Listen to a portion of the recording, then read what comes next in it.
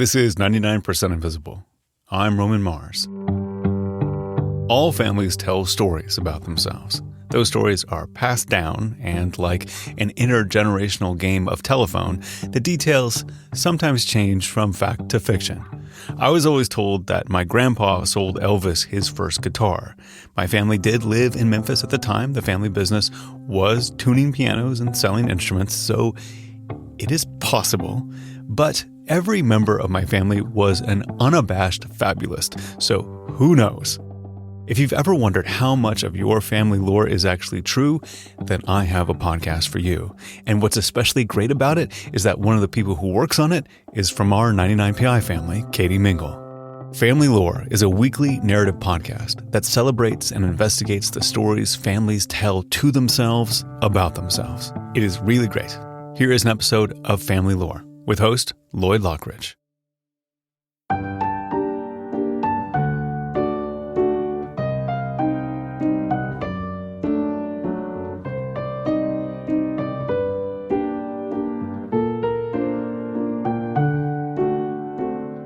You might remember back in 1999, the United States Mint started producing specialty quarters. On the back of each quarter, instead of an eagle spreading its wings and looking off to the side, you'd see a unique design representing any given state. For example, on the back of the Massachusetts quarter, you'd have a Minuteman. The Virginia quarter featured ships arriving at Jamestown in 1607.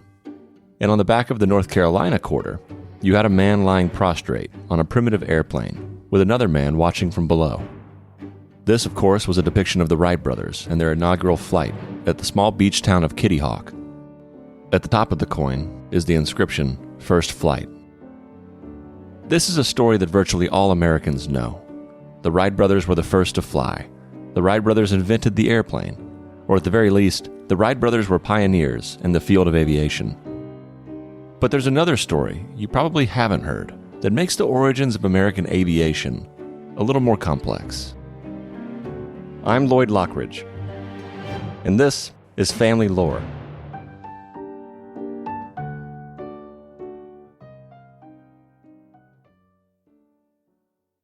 This story begins in Louisiana, a state not known for aviation. Quite the opposite, really. With its bayous, swamps, labyrinthine coastline, and the nation's biggest river, the state is known for its boats. Cajun pirogues, flat-bottom airboats, paddle steamers, the Higgins boat. But the Louisiana man at the center of this episode's family lore was not interested in boats. He was not interested in navigating the water. Before the advent of airplanes, this man dreamed of navigating the sky. His name was Charles Frederick Page. And to hear his story, we have traveled to Alexandria, Louisiana in person to speak with one of his descendants, Charles Frederick Page's grandson. So let's just get started. Could you tell me your name, please? Joseph P. Page. Joseph Page is 87 years old. He's a veteran of the United States Air Force, and his military background shows. His house is tidier than a nuclear submarine. And Mr. Page stands with a certain posture, one that conveys not only physical strength, but a kind of strength of character. He's the kind of person who, without saying a word, makes you want to take your hat off when you walk inside. We were greeted by him and his wife of 65 years. We sat down in his living room and immediately launched into a conversation about his early life. Well, I grew up on Highway 28 East in Pineville, so we lived in the country, and about 100 yards away. Joseph came of age in 1950s Louisiana, an overtly and unapologetically racist environment. Despite living in Pineville, he had to commute across the Red River to Alexandria in order to attend the only all-black school in the area. And to add insult to injury, even if he were the first person at the municipal bus stop, he'd have to wait for all the white passengers to board first, only to pass them all on his way to the back of the bus. Indignities like that were a part of daily life. And this kind of blatant discrimination was a confusing experience for young Joseph Page, because his neighbors out in the country were white, and he'd play with his neighbors all the time. But if they saw each other in the town of Alexandria, they'd have to pretend like they didn't know each other. I didn't quite understand it as a child.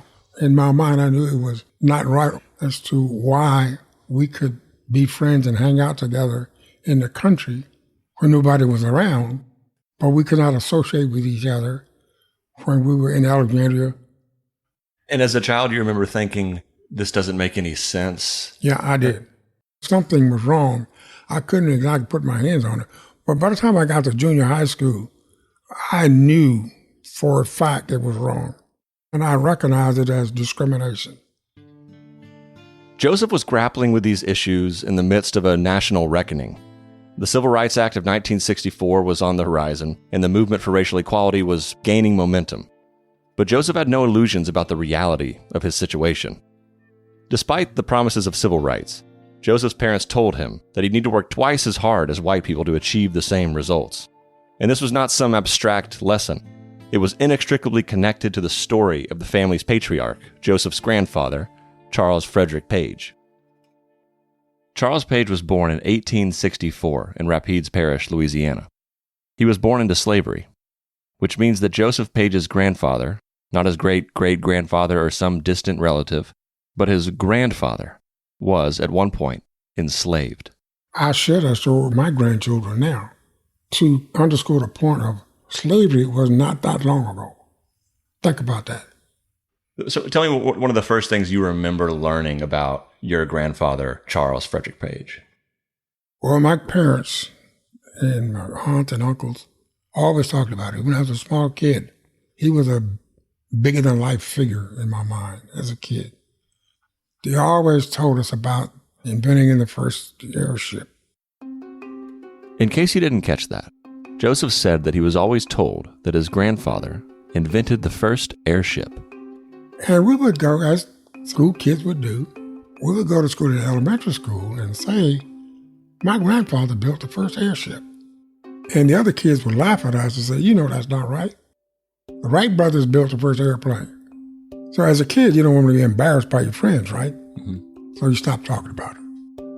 This claim that Charles Frederick Page invented an airship prior to the Wright brothers inventing the airplane, this was a strong piece of Page family lore. It's something the family believes to be true. But a lot of people outside the family are skeptical at best. Those who knew Charles Page respected him, but for other reasons. He was a Renaissance man. He was a timberman, a cobbler, a botanical farmer. He established a cemetery for the black community in Pineville, the first of its kind, the Lincoln Cemetery. He had a vision for diversified farming, where a tenant farmer could slowly gain equity in the land he was working. But what a lot of his peers didn't know is that he also had a mind for engineering. He would have been a great engineer. What my grandmother used to complain about when she would tell my grandfather she needed a new chicken coop. He needed to build her a new chicken coop. Mm-hmm. He would get out the ruler and a pencil and paper, and he would design it, and he would do all of this stuff. He says, all I need is a simple chicken coop.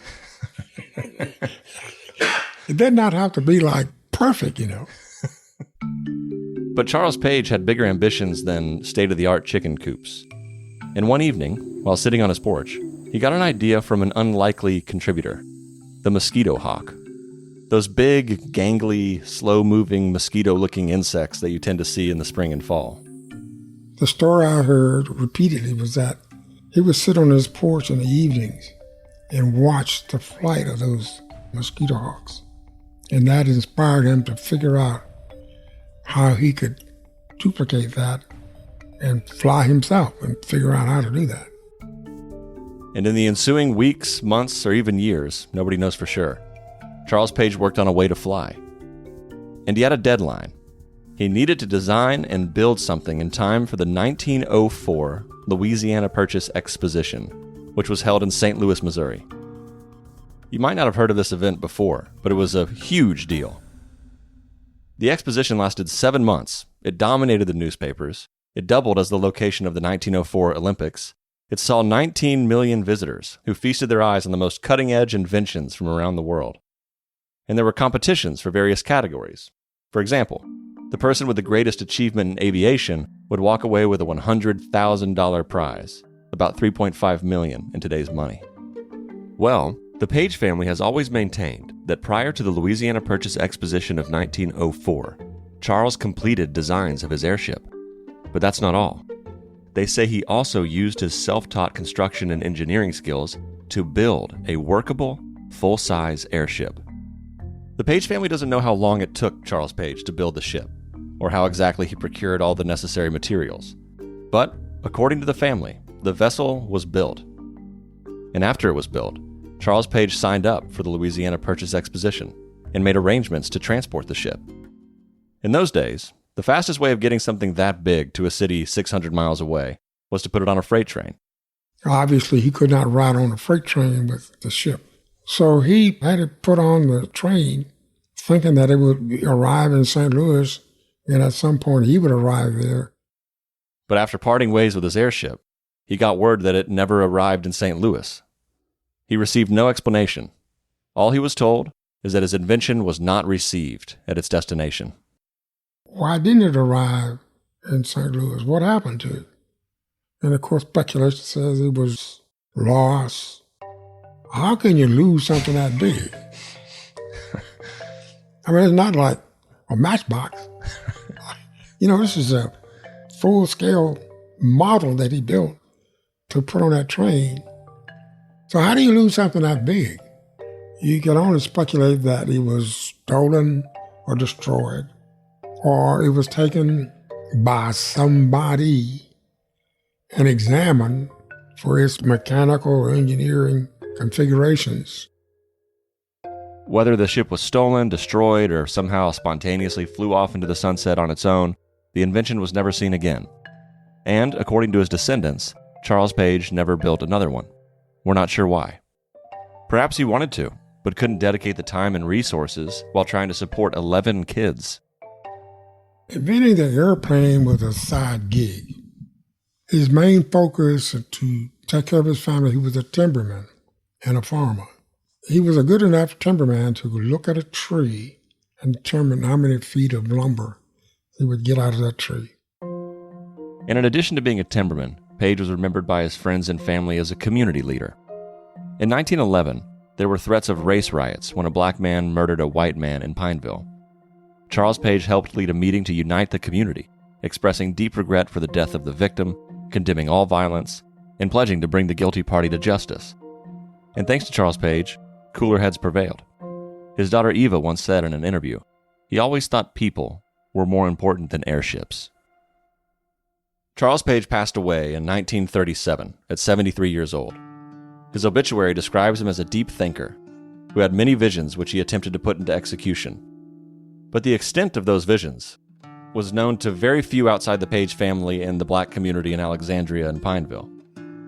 By and large, his contributions to aviation were not recognized, and many who were aware of the story simply didn't believe it.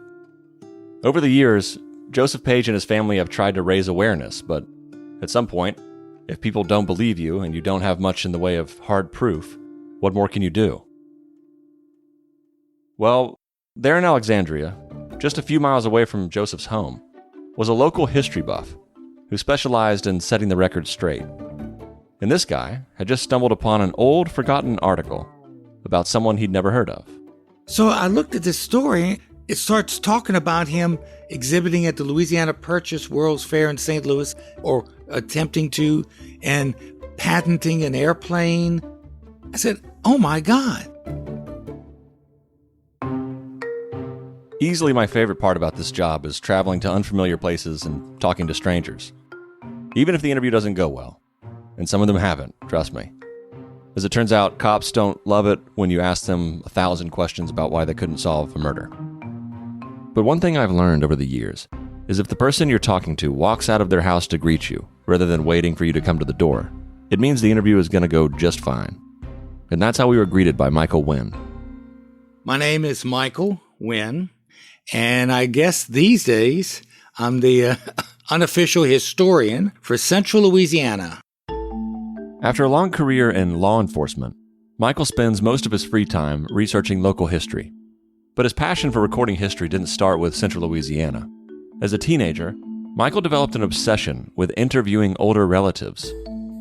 I love when I hear somebody says, I have a boring family history. I don't know. They didn't do anything. I said, it's because you don't know anything about your history. Everybody has a story. No matter what you think, everybody has a story if you're willing to listen to them.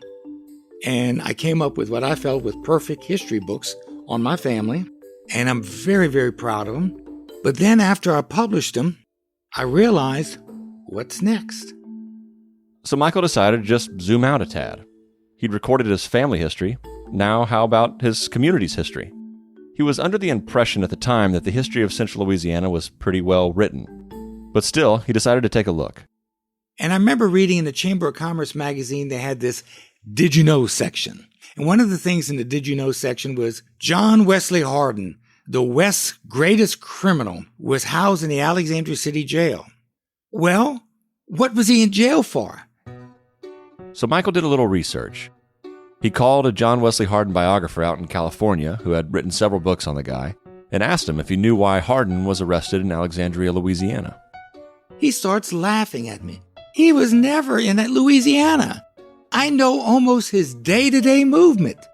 He was never in Louisiana. What the hell do y'all have over there? And I realized the first story I hit that I wanted to write more about, I'm debunking. And so Michael's first encounter with Central Louisiana history sort of recalibrated his mission. He wasn't really writing Central Louisiana history, he was correcting it. So Michael kept digging in the local archives, looking for other peculiar stories. And I see this mention in 1906, an interview with a black man. Now, let me back up a little bit. African Americans have always been treated poorly, were particularly treated poorly back then, and were particularly treated poorly in Central Louisiana. I have basically never seen an interview before 1920s with an African American in a newspaper in Central Louisiana. It's all white. You'd never know there was a black person in Pineville. This 1906 article was published in the Alexandria Town Talk. It was about a Pineville resident named Charles Frederick Page. Michael, a man who'd spent years interviewing people in Central Louisiana, had never heard of him. The headline reads, "Pineville colored man has invented an airship."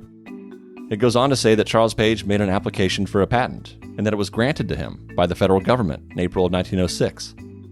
As Michael read the article, he wondered, how have I never heard of this? I searched my library through history books and everything, and other sources, references, vertical files. Not a damn word on this man. So Michael began digging through records, piecing together a biography of Charles Frederick Page, and trying to figure out what the deal was with this so-called airship. Charles Page was, in fact, born into slavery. He grew up in Pineville and received no formal education. But he was able to teach himself to read and write, and decipher, as they used to say in the old day, which was arithmetic. Michael then tracked down various other details, including a 1974 interview with Charles Page's daughter, Eva Page. And at some point in the 1890s, according to his daughter, Eva, he was looking up at a mosquito hawk one day and said, according to her, "If a mosquito hawk can fly, I can fly." Now, here is a poor man working a farm with a gigantic family in a very depressive community, and he decides he wants to build himself an airship, something that did not exist. And here is this man saying, I'm going to do it. Eva Page also had the original patent papers, including the approved design for the airship, which have since been scanned and shared with us. The design drawings for this airship are truly a magical sight. It looks like something out of the Imaginarium of Dr. Parnassus or Peter Pan or something. The whole of the ship is made out of wire, with an oiled canvas stretched over the wire like a drum. Then bursting out of the ship are two enormous balloons or gas bags, which are powered by an intricate system of pumps, valves, and pistons. On the back of the ship is a propeller and a rudder. I'm not sure how to put this, but even on the page, this black and white, two-dimensional drawing of an airship appears to be flying. The text on the patent says that Charles F. Page of Pineville, Louisiana has, quote, invented certain new and useful improvements to airships, and then proceeds with a long, meticulously detailed description of how the airship works. And in the interview, Eva Page says the same thing we heard from Joseph Page, that Charles Page built a full-sized airship, and he entered the 1904 Louisiana Purchase Exposition in St. Louis, which offered at least $100,000 in prizes for aviation. So he shipped his airship on a freight train, and for reasons that were never known, the airship did not make it. And this is where the mystery occurs, and we have to rely on family stories. The ship never made it there. And the only thing I can think is the massive prejudice of the time. Somebody stole it, and destroyed it. And that's what the family says. I see no other reasonable alternative. The train didn't wreck along the way. And I think because of this disaster, the loss of his airplane, he had a major investment in this. I think he lost heart in it, and he gave up on it. I wanted to know how things might have gone if Charles Page and his airship had arrived at the Louisiana Purchase Exposition. So I did some research, and this thing was a spectacle. So the main airship competition was actually a race. The favorite to win the race was a fabulously wealthy Brazilian man named Alberto Santos Dumont, aka the Wizard of the Air. It's unclear to me if that nickname was given to Santos Dumont or if he gave it to himself. In any case, Santos Dumont had already flaunted his airship at an exhibition in Paris. He arrived in St. Louis to a crush of reporters and fans clamoring to see the man who had reportedly flown. You're probably picturing a small man in a suit with a mustache and a bowler hat, and that's exactly right. That's exactly what he looks like. Leaning into his penchant for drama and flair, Santos Dumont told the St. Louis Dispatch, "If the World's Fair accomplishes nothing more for science than to stimulate the conquest of air by man, it will have served a noble purpose." Dumont's main competition was a man from California, also wealthy, named Tom Baldwin, who had designed an airship he called the Arrow. It's worth mentioning that none of these airships look like Charles Page's airship. They have oblong, cigar-shaped balloons with skimpy metal scaffolding that converge on a tiny seat for the pilot beneath the balloon, and somewhere in there you'll find a propeller and a rudder. It's more of a guidable blimp than an airship. And the competition itself was very eventful. After testing his airship, Tom Baldwin, the Californian, was attempting to tie down the vessel when the crew lost control of the ropes. The airship took flight without a pilot. It was discovered days later in a field miles away. But despite this one blunder, Baldwin's airship was making very impressive test runs around the exposition's grounds. Baldwin appeared to be a real contender. And that's when scandal struck. In the middle of the night, leading up to the much-anticipated airship race, someone had gone into Alberto Santos Dumont's hangar and slashed his balloons with a knife. At first, the detective assigned to the case suspected it was someone hired by a competitor, but the hangar was heavily guarded. The detective ultimately deduced that nobody could have slashed the balloons but Santos Dumont himself. But why? Because Santos Dumont feared losing the competition and couldn't tolerate the embarrassment. Santos Dumont was outraged by the accusation. He left in a huff, taking his torn-up balloons back to Paris for repair, vowing to return to St. Louis to prove his aeronautical prowess. When the airship race finally took place in December of 1904, Santos Dumont had not returned. And of the remaining contestants, nobody was able to complete the course. The $100,000 prize was left on the table. But just take a second to imagine how surprised these well-heeled, swashbuckling pioneers of the sky would have been by the arrival of Charles Frederick Page, a black man with no formal education, very little money, and an airship that, in my personal opinion, is far more elegant than anything else on display. Would Charles Page of Pineville, Louisiana, have beaten the likes of Captain Thomas Baldwin or another contestant named Count Henry de la Vaux? We'll never know. Charles Page never made it to St. Louis, and neither did his airship. However, on April 10th, 1906, 2 years after the winnerless Louisiana Purchase Exposition, Page's airship patent was formally approved by the United States government. Now, what's fascinating is the timing. That was the 1904 World's Fair. It took 3 years for his patent to go through. It also took the Wright brothers 3 years for their patent to go through. Charles Frederick Page's patent for his airship, his controllable vehicle for the sky, beats the Wright brothers by 1 month in being issued. He gets a patent 1 month before the Wright brothers. Oh my God. Now, these are different devices. One is an airship and the other is an airplane. One heavier than air, one lighter than air. But still, the fact that Charles Page got his patent for a flying vessel before the vaunted Wright brothers is pretty remarkable. We will probably never be able to prove that Charles Page built and flew his airship. And we will probably never find out why it didn't make it to St. Louis. And maybe most mysterious of all, we may never know why Charles Page stopped pursuing his airship. Because even if there wasn't a physical ship, people were very interested in his patent. Michael Wynn was able to recover 3 pieces of original correspondence regarding Charles Page. Less than 3 weeks after Page's patent was approved, he received a letter from a businessman in Pennsylvania named C.G. Crispin asking if the patent was for sale. Then, a couple weeks later, C.G. Crispin wrote another letter, and this time he had a lot more to say. Crispin writes, quote, "We have investigated your patent very thoroughly, and our judgment is it ought to sell for $30,000. This airship easily excels anything also in its line that is on the market today." And the third piece of correspondence was between Page and someone else. All we have for that third person is an envelope with a return address. Arthur's Patent Exhibition, 209 State Street, Chicago, Illinois. On the back of the envelope is a handwritten note that says, "Received from A. Arthur, September 24th, 1907. We don't know what became of those dealings between Charles Page, C.G. Crispin, and A. Arthur. All we have are those three pieces of correspondence, one of them stating that the patent for Page's airship was worth an estimated $30,000, about $1 million in today's money.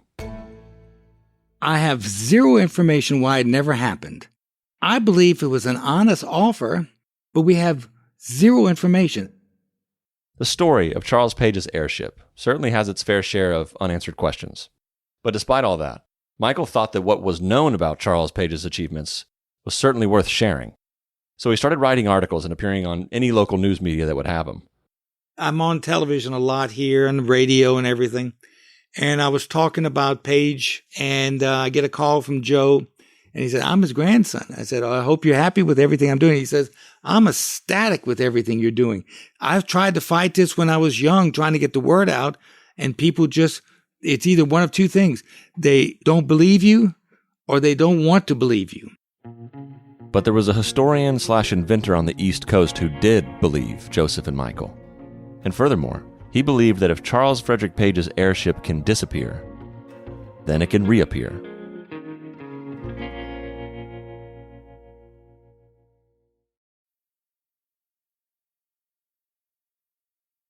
In 2016, Time magazine published a special issue featuring the 100 most important inventors of all time.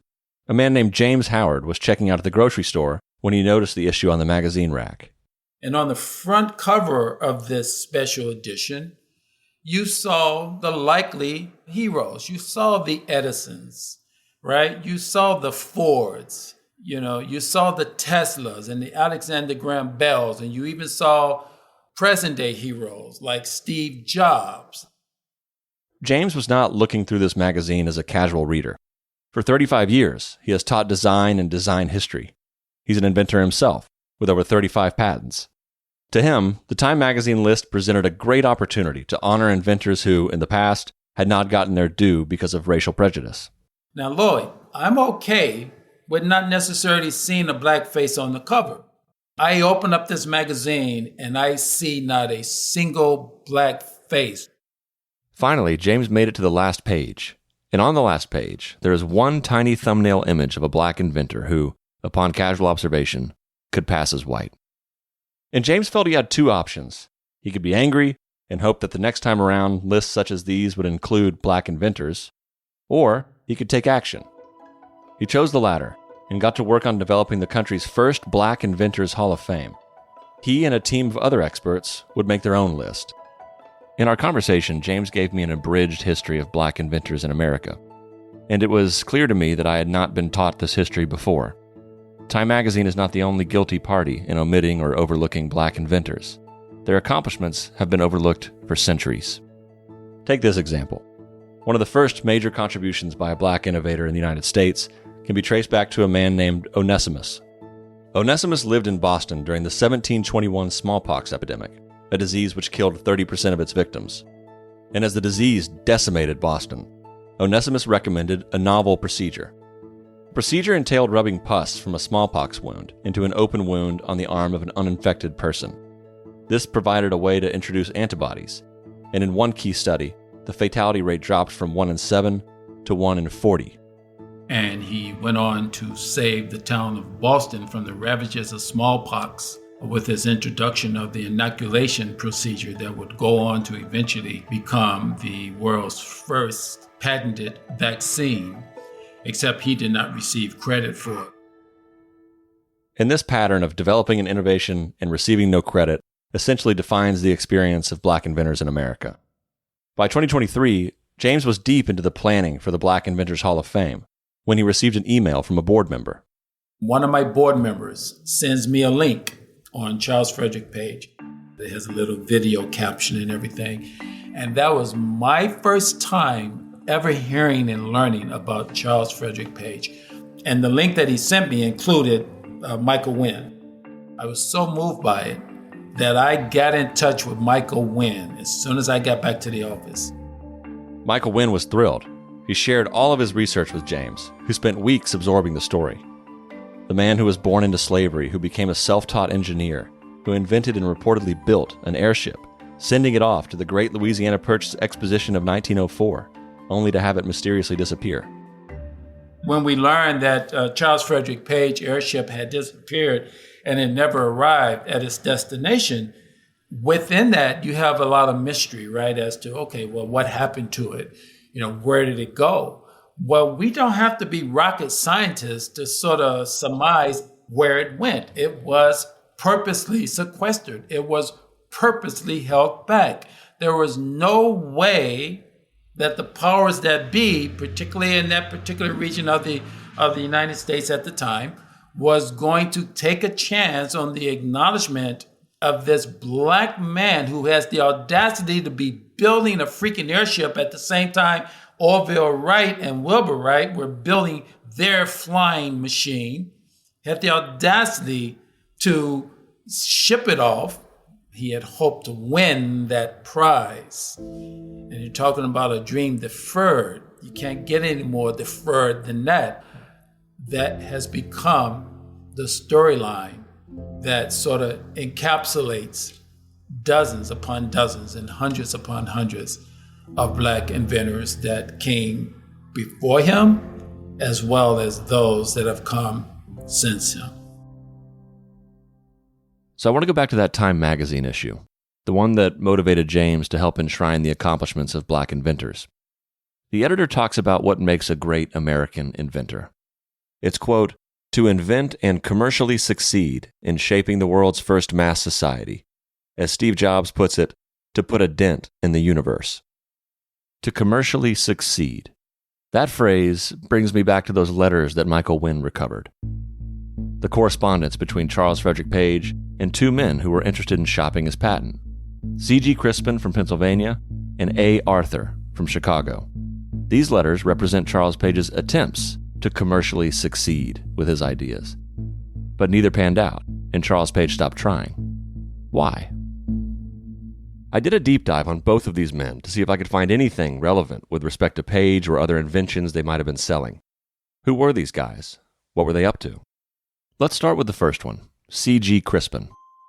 Crispin was a very well-respected businessman and inventor out of Berwick, Pennsylvania. He was a Cornell graduate, the president of Berwick's First National Bank. He invented a water valve that was used across multiple industries. A very well-respected guy. It's possible that Charles Page granted Crispin permission to exhibit his patent, and nobody bought it. Or maybe for some reason Page didn't send it in. We don't know. The more mysterious character, though, was A. Arthur. All we have is that envelope with a return address, and on the back of the envelope, there's a handwritten note that reads, "Received from A. Arthur on September 25th, 1907. It took me a long time to find anything about A. Arthur. But after a while, I was able to figure out that this guy's full name was Adam Arthur. Adam Arthur specialized in hosting and promoting patent exhibitions.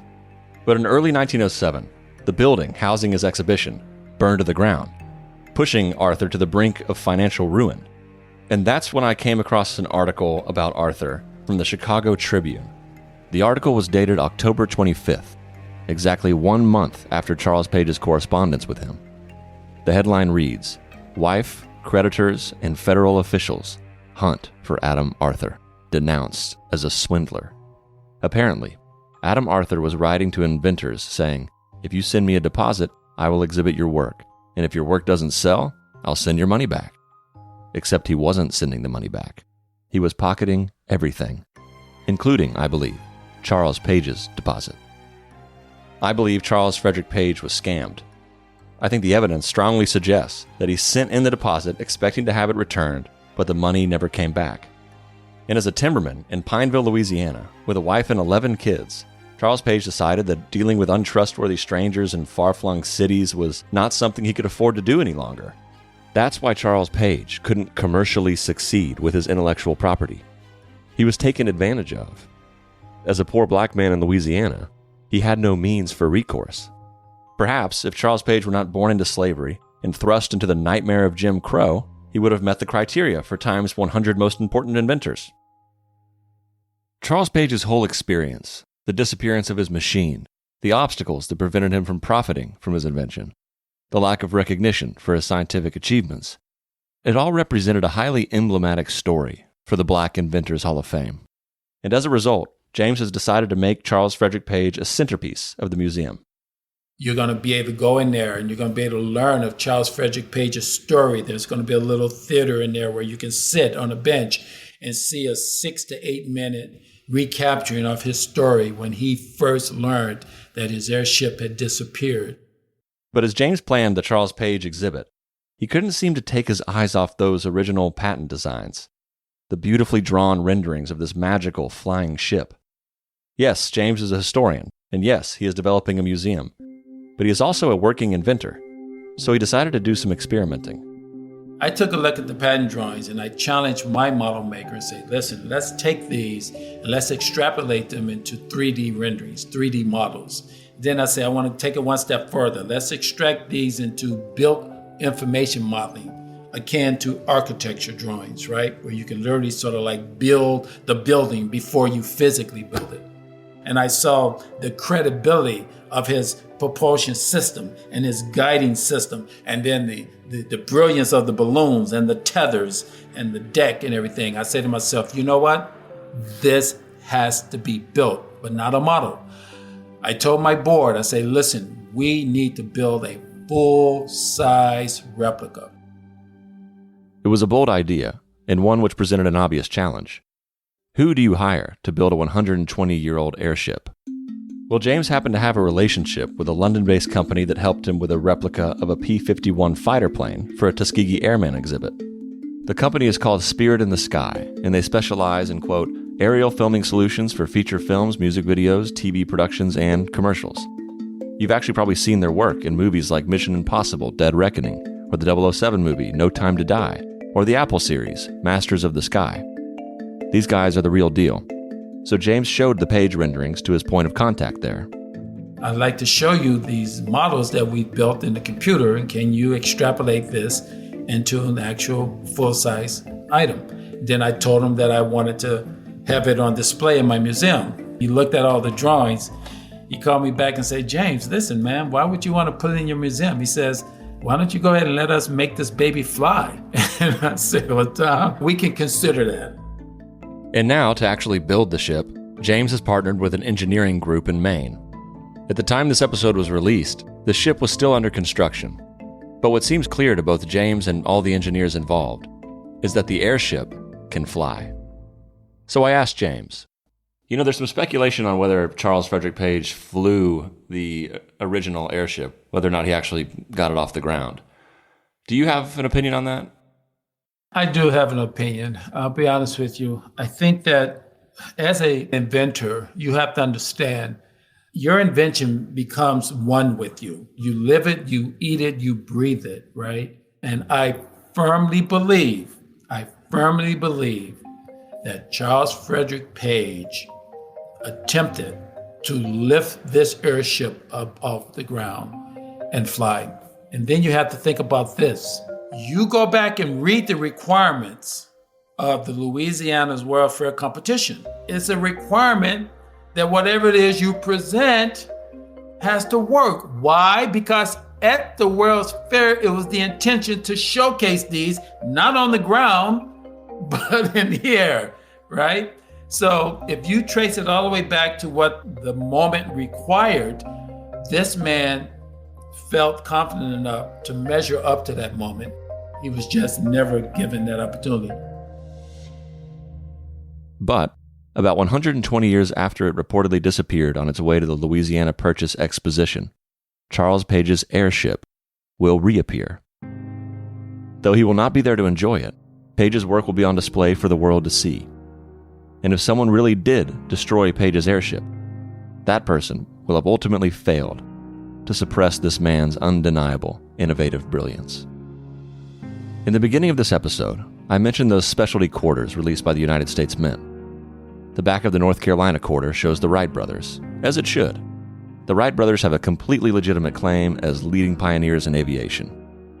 But they weren't the only pioneers in aviation. There were others who had to overcome more than just the forces of gravity. Well, on the back of Louisiana's specialty quarter, you will see two things: a map of the Louisiana Purchase, the epic land deal that was commemorated by the Exposition of 1904, and above that you'll see a bird.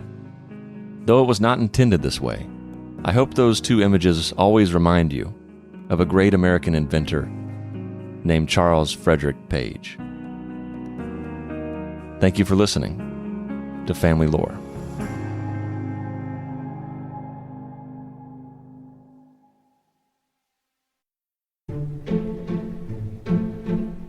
If you have stories you'd like to share about your family, please email me at familylorepod@gmail.com. That's familylorepod@gmail.com.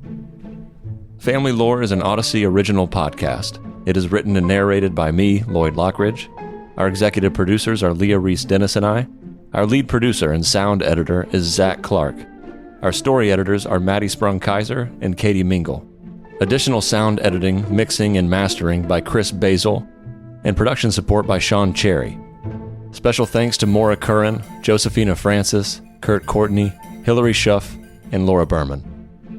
Thanks again for listening to Family Lore. And if you have time, we'd love for you to rate and review the show.